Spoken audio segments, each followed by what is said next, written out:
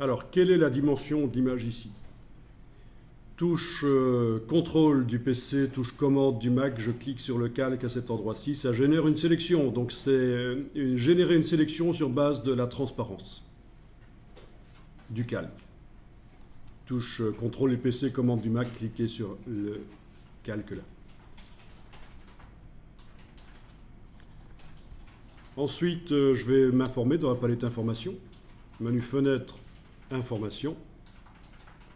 Et on m'a dit, tiens, c'est une image de 582 sur 180 dans mon cas. Vous, en largeur, ça peut varier, évidemment. 582 sur 180. Ok, je retiens ça. Je désélectionne.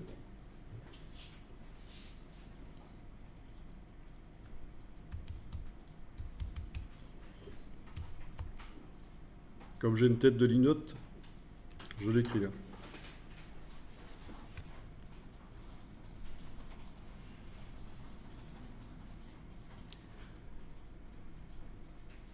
Bon, ben je peux fermer la bannière en l'enregistrant et je vais ouvrir les images.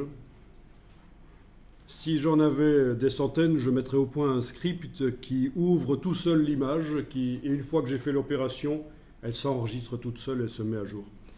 Ah oui, il faudrait quand même garder une version de backup, donc je vais compresser tout ça en fait.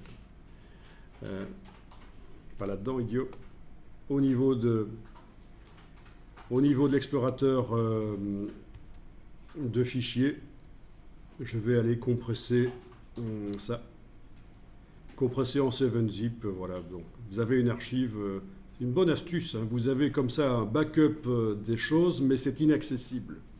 Surtout en web, je vous conseille vraiment d'utiliser cette technique pour faire une copie de sécurité de votre travail en cours, mais en le rendant inaccessible parce qu'il est dans un zip. Parce que sinon, vous allez vous embrouiller, vous allez travailler sur le backup parfois en croyant travailler sur l'original. Bon, alors les images là, je vais les ouvrir. Donc,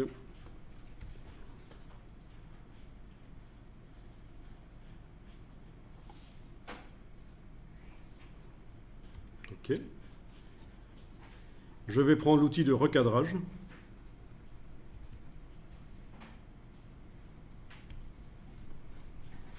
Et je vais indiquer ici largeur fois hauteur. Oui, rapport largeur-hauteur, ça peut être bien. Ça devrait marcher. 582 en largeur, 180 en hauteur. Voilà. Et donc, je force l'outil de recadrage à recadrer selon cette proportion-là. 582 sur 180. C'est une proportion, un peu comme 16 neuvièmes pour les TV. Vous avez 582 sur 180 ici. Et donc, vous pouvez bouger le cadre. Voire même, on peut recadrer, hein, il n'y a pas de problème. Dans tous les cas, dès que je vais appuyer sur le petit V là au-dessus ou double-cliquer, ça me fera une image de 580 sur 582 sur 180 dans mon cas.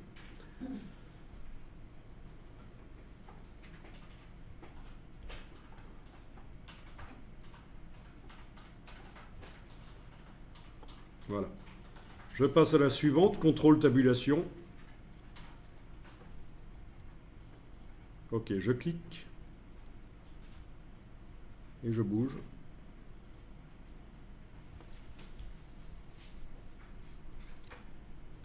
C'est pas l'image idéale pour ça, mais bon, voilà. Contrôle tabulation, je passe à la suivante, je clique et je bouge.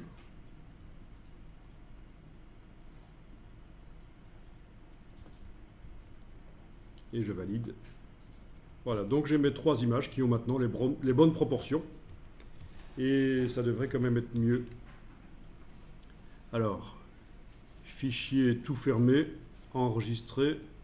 Ah oui, ok.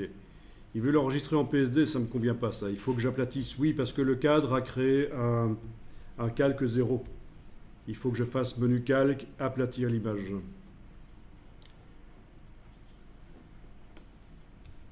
Bon, comme c'est quelque chose qu'on doit faire souvent, aplatir l'image, je vais aller créer un raccourci clavier. Vous n'êtes pas obligé de le faire, mais moi je vais le faire ici. Menu édition, raccourci clavier. Et dans le menu calque, je vais aller chercher le truc qui s'appelait aplatir l'image, c'est...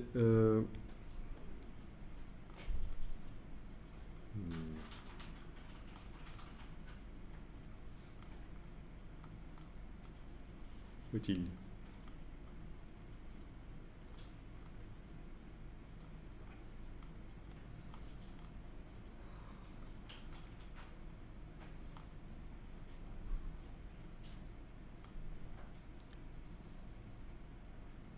Aplatir l'image.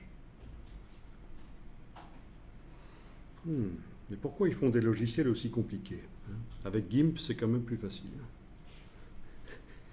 Je rigole. Bon. Non, mais ça peut convenir aussi. Alors, les touches de fonction. Commande Alt, majuscule A, c'est déjà utilisé. Ah, ils sont toutes utilisées. Ah, voilà. Commande Alt P n'est pas utilisée apparemment. Ok. Ok. Voilà, et donc maintenant j'ai mon raccourci clavier qui correspond à aplatir l'image. Si je dois le faire souvent, ce sera quand même mieux. Donc commande Alt P, voilà, je passe à l'image suivante, commande Alt P, et voilà. Bon, c'était l'occasion de rappeler que plutôt que d'aller 36 fois dans le menu, vous faites un raccourci clavier pour les choses que vous devez souvent aller chercher si le raccourci n'existe pas. C'est pas difficile. Et que ce soit dans n'importe quel logiciel. Je fais fichier tout fermé. Et là, il veut bien l'enregistrer en JPEG puisque c'est une version aplatie, sans calque, autre qu'un calque d'arrière-plan dont on ne peut pas faire varier la transparence. Donc ça peut s'enregistrer en JPEG.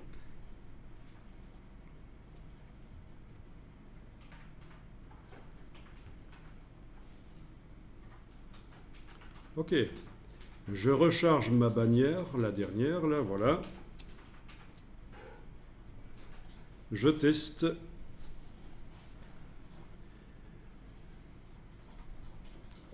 Image variable, ensemble de données. Ah, c'est quand même mieux, ça. Voilà, et les buffles, on les voit cette fois-ci. Bon, il y a les paragraphes qui viennent dessus. Ben, ça peut encore être changé, ça.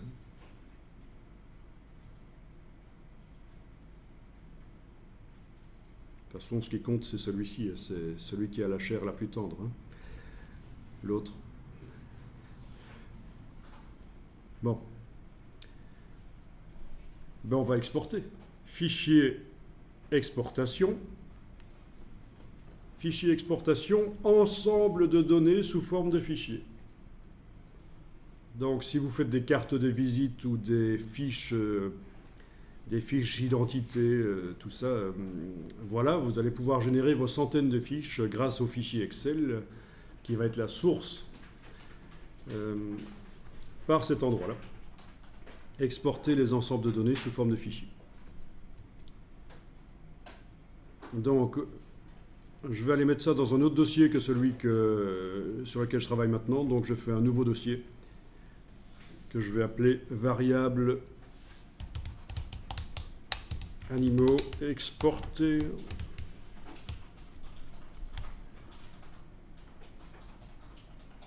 Voilà. L'ensemble, ben oui, tous les ensembles.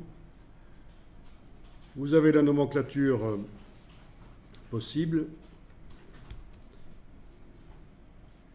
Ok. Ça va vous faire un PSD, mais évidemment, on peut le convertir après avec le processeur d'image. On peut le convertir en JPEG pour l'utiliser sur le web. Je clique sur OK. Et je pense que c'est déjà fait.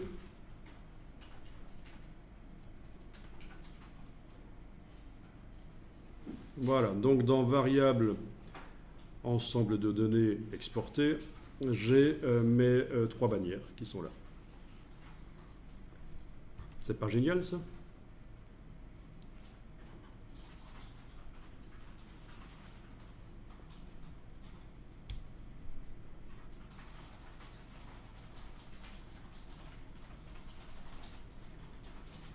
Bon, il nous reste deux choses à voir. L'histoire des virgules dans le fichier texte, comment faire si on veut avoir des virgules dans le paragraphe. Il faudrait qu'on utilise des tabulations. Il faut pouvoir le dire que c'est des tabulations, mais peut-être que ça va être automatique d'ailleurs.